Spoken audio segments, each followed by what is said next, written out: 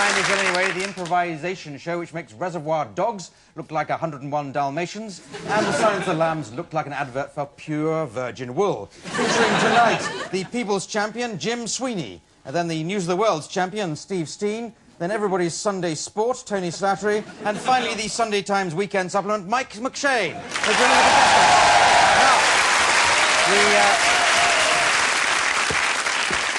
We start with an enthusiastic audience, which is good, but we start with a game called Scenes from a Hat. This is the hat. Into it have been put lots of suggestions for scenes for all 4 contestants to act out. I'll just pull them out of the hat, and as you hear them, you've got to do them. I buzz when I've had enough, which is after about 3 seconds. So see how many you can do. The more we do, the more we will have done. And we start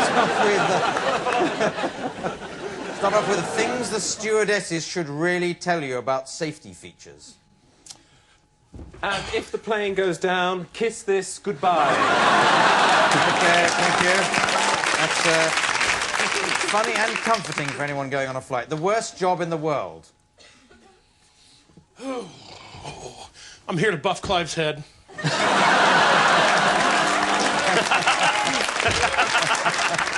Well, thank you, Mike. It's Olympic sports we'd like to see. Ready? No, oh, God. Oh, no!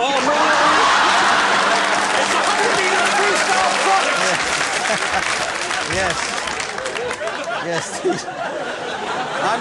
I think Humping the Tony is in it already. You ought to see the synchronized Humping the Tony. It's really fantastic. A kissogram with bad news. Ding dong.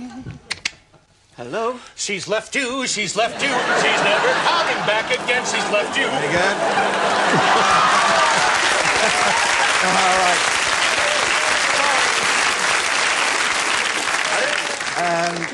Here's a good one. Siberian National Theatre open-air presentation of Tarzan and Jane. Oh, Christ, it's cold.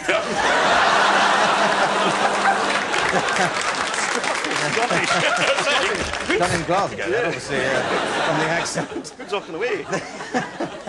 There's no such thing as a free lunch.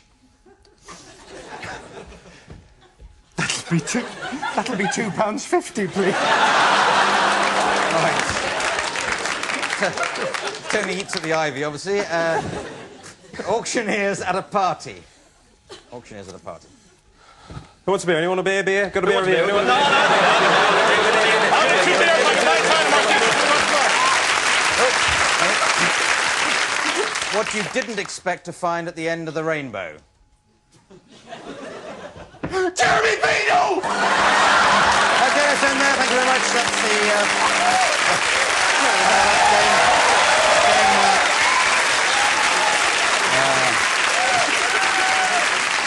That game traditionally ends with the first mention of Jeremy Beadle. That gives you a 6 and out, Jim, so there we go. As we go on to the next game, which is film and theatre stars, so Mike and Tony, let's come on down. And what they have to do is act out a little scene employing a variety of film or theatre styles. Anybody got any suggestions? Punch and Judy. Punch and Judy, that's a good one, yes, thank you. Rock opera from round the back. Eldorado. Eldorado. We're doing amateur dramaticals already. Now, let's move on, give you the style, the scene, rather. 2 people stuck on a desert island for just a little bit too long. OK? Where you go. I spy...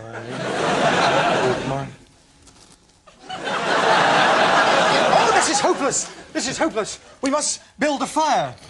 With what? With what? We have a lot of things to put a fire out with, but we have nothing to build a fire with. I'm buck naked, you're buck naked, the tree's gone, the dog's been eaten, we have sand. A big lump of sand. Still a bit of Eldorado. There is lots of sand here, yes. That's because it's a crappy film set. And if we dig deep enough, we may find some talent, but I don't know. OK. Do a bit of rock opera. You dig the sand.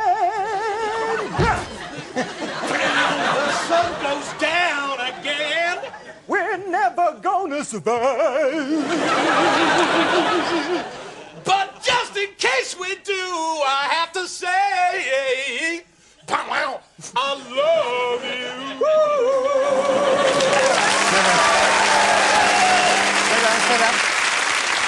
do a bit of Punch and Judy. Oh, look at the ship coming in! I can only take one person, so I'm going to beat you. You know, even though I am a puppet, I still am a woman, and I've always wanted to say, you son of a bitch. That brought back seaside holidays as Spencer Bright, didn't it? It's a bit of science fiction. Why, this sand is irritated, Captain. I think we're not going to escape, and what's even worse, we may mutate. I don't know. I got to walk up. Ow! You're mutating already, sir. Yes. I'm sorry about that. Play some of that music, and I'll walk up to the camera weirdly. Thank you very much, thank you. Excellent. And that's storming round. Just edges you into the lead, Tony and Mike, by 3,000 points. As we move on to a game called Authors. This is for all 4 contestants, and if they'd all 4 like to come down, they're going to make up a story between them, taking in turns, but each of them adopting the style of a favourite author. So which author are you going for, Jim? Lewis Carroll. Lewis Carroll, always very popular. Alice the Looking Glass, all that kind of stuff. Steve? Jackie Collins. Jackie Collins. Almost equally popular author. Yes, Tony? Well, I'd like to do it in the style of that weird, disembodied head who does the TV ads for the Sun newspaper. All right. I think that is Jackie Collins, actually, but never mind. Mike McShane. A favorite American children's author who passed away a year ago, Dr. Seuss. Dr. Seuss, yes, we're all familiar with him.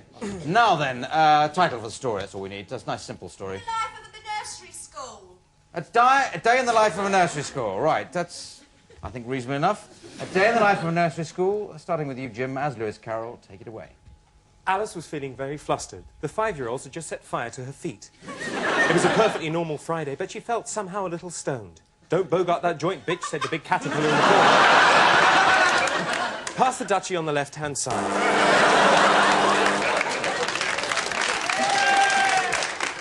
The caterpillar was called Blanche de Celery. And she moved into the sunlight, arching her back and moaning slightly, her proud breasts standing out like pink grapefruits. And you can see them on page 3. There's always more nude caterpillars in the sun.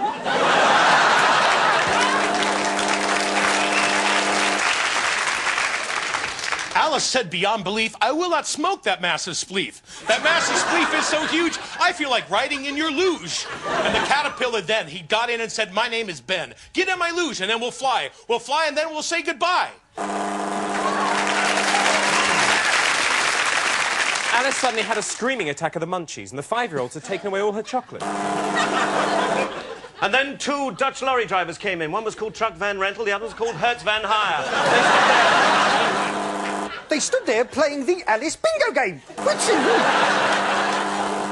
If the game is done, I'd like to leave. My children are left for me, I believe. The caterpillar said, you cannot go. We have to go to the planet Schmo. So Schmo they went, and Schmo they did. And they found themselves a little kid who was part of her group, and he was crying. And on his butt were 2 eggs frying. Thank you very much.